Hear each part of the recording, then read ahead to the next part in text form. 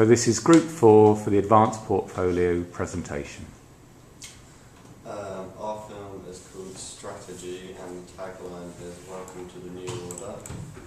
The synopsis is a totalitarian government freezes an elite section of their citizens in an attempt to kill off the people that they don't want, creating like an Aryan race. Small groups of rebels go into hiding and begin fighting for their survival. The main group of rebel protagonists set up a plan to unfreeze their leader's sibling, only to find that she's been drugged by the totalitarian government whilst in a frozen state to sabotage the rebels, because the totalitarian government knew they were going to face problems. And this hinders the rebels group's plan to escape when False Hero uses sabotage whilst working alongside the government forces. And our 3-act structure to our narrative will be Act 1, the government freezes a select few citizens, storing them in pods to awake at some point in the future, so that Earth can go back to its natural state and Act 2, rebels free one of the frozen citizens who are one of their siblings. The explanation of what has happened because the False Hero cannot remember. And Act 3 will consist of the sabotage from the False Hero and the government against the rebels. And our conclusion is the death of the protagonist, the rebel, at the hands of the False Hero. Our unique selling point is that our main character, thought to be the protagonist, is actually a false hero, and she's a strong female lead. Okay, so our main character is Lilith, and after being chosen for the cryogenic scheme, she's frozen in a pod whilst the government cull those of their citizens that they don't want to keep. Whilst being stored away, she's given drugs through a drip which cause memory loss and make her forget her past life. When rescued by her brother Nova, she's unable to remember who he is, but chooses to escape the cryogenic facility to find refuge with him and the rebels. However, unknown to those that saved her, she secretly contacts the government and is given a mission to carry out against the rebels. The main protagonist is Nova. He's not the main character, but he is the lead protagonist. He's also a leader of a rebel gang, and he wasn't chosen for the cryogenic scheme, so instead is forced to go into hiding to stay alive, choosing to fight the government forces. When he learns that his sister is being stored in a nearby facility, he gathers together his gang of rebels to undergo a rescue mission to save her. The government characters will be the totalitarian government, fueled by their dream of creating an Aryan race. The government is run by powerful fat cats that are in control of all the money and oil, and to achieve their goal they must first get rid of the city of those who disobey orders. Initiating their cryogenic scheme, they store the citizens they wish to keep in an underground facility, whilst sending out task forces and armies to destroy the rebels who are deemed no longer worthy of being allowed to live. And our rebels consist of free thinkers and people who admire creativity, i.e. the people that the government want to get rid of. The rebels split off into groups and are attempting to survive in the outskirts of a city that was once their home. Often territorial, they fight amongst themselves, as often they do the government, with more and more casualties reported every day. Okay, so the settings, the city bit where the government are, we're going to go in Brighton Hove, near Brighton Station, to show the modern buildings with repetitive patterns. And then Shore and Cement Works, because it's quite remote, and obviously we can't go in there, but it's a good hideout for the rebels, and it's a big contrast to the city. And then to do the pod bit, we're going to do it in a house, because obviously we can't show someone in a pod unless we have like a giant fridge. So we're going to do close-up shots of her waking up rather than actually in a pod, because that's really difficult. So we're going to use mise en scène as well.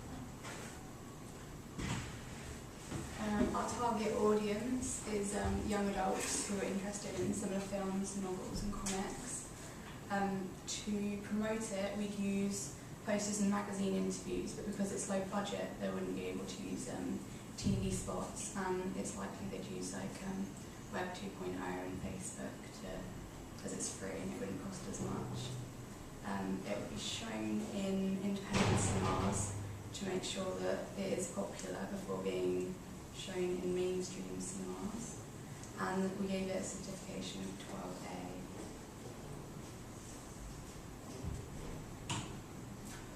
Our references and inspirations are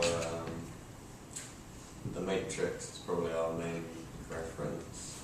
That's from the first scene of the trailer, which will feature our main character waking up in a pod with wires attached to her, and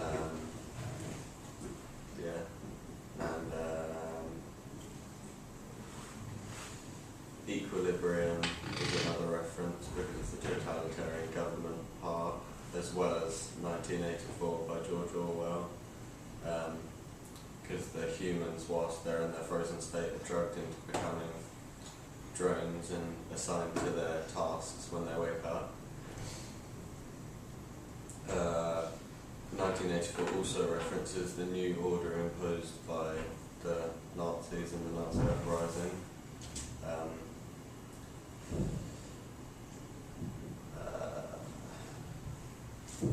The Nazi uprising, another reference from that is the Aryan race that the totalitarian government is trying to achieve by killing off the imperfect people. And those are our roles. Okay, any questions? I've got loads. Come on, Jack. What costumes would the rebels and the government people be wearing? The rebels are going to have quite sort of black and dark colours, and they're quite scruffy, whereas the government are all going to have the exact same costume to sort of show the contrast between the two. Jess. Why, if his sister's been chosen as lead, why does he want to just hide unfreeze her? Get her back, because he lost all of his family, because they were like the lower class people that were killed off. And He thinks he can save her basically from He doesn't becoming like that. Yeah, he doesn't believe in what the government are doing, so he wants to rescue her from it. So I think that's an interesting setup, isn't it? The whole idea. What you talked about, sort of very formulaic and similar costumes for the government. What kind of thing? Because you did have a still there from a film. I don't know what the film was, where the government seemed to be all in kind of robotic stuff. Is that a kind of theme that you were looking at? Something similar. So it looks military, but it's all the same, so that you can identify them as the government. Right. So perhaps you haven't quite worked out that element yet. Is that what you're suggesting? But to have that kind of very sort of clear distinction between something futuristic and something, where they're a bit kind of dishevelled idea. Okay, I like that contrast. So you said, you've got this kind of futuristic idea behind it, and I like your kind of ideas of locations and the sort of contrast. But what about, you talked about these pods, I know that's quite hard to do, and you talked about a close-up. How are you going to have, I'm trying to picture it in my head, are you going to have like a sort of screen in front of them, or how are you going to actually sort of create that sort of enclosed feeling? I know you're going to do close-ups, but... our only idea, sounds a bit extreme, but is to have like a bathtub in a room with no light, cover the top in cling film, so it looks like it's sealed and like airtight, and then in the editing process put like a blue filter over it, so it's got like a weird light to it. Okay. Alright, I think that could work. That could be believable. Right. And I guess with breath on it as well, that could look quite interesting if you're doing those kind of close-ups. think it depends on the lighting as well, doesn't it, in that kind of situation. But an interesting idea. Any other questions? Okay, my other questions are about the female and the male protagonist. I think it's an interesting twist having that kind of false hero. What's the kind of motive behind her? Why is she with the government and not with the rebels if that's her kind of family? Because they're sort of semi-brainwashed while being frozen. They forget everything about their past lives, so Okay. she doesn't actually know who he is. So might you have some retribution in there after the dirty deed's done? Is she killing him, or I can't remember who's killing who? She's been like drugged, so her task when she wakes up is to sabotage their plan and feed the information back to the government. So the government pretty much capture the rebels, and I suppose she has nothing more to do with it then. So does she actually carry that out as that kind of happens towards the end of your film? Okay, maybe with a little bit of sorrow attached to it, or is she just a hard clone? Okay, and so you've got a female protagonist, obviously based upon other roles, but so why do you feel the need to kill her and to have her as an anti-hero, a false hero? Just because it's a bit different, really. Sort of post-modernism. Because you have her as a protagonist, well, people think she's a protagonist at first, but, and I don't know, I just think it's kind of different that the female protagonist is actually a false hero. I think it's quite interesting. And keep audiences guessing, I guess. And I was just looking at I don't think you spelled it out, but with the names that you chose, I think there's a meaning behind it, isn't there? Yeah, that's another reference to The Matrix, because Nova, which is the name of the protagonist, male character, means new in other languages, as does Neo in Matrix.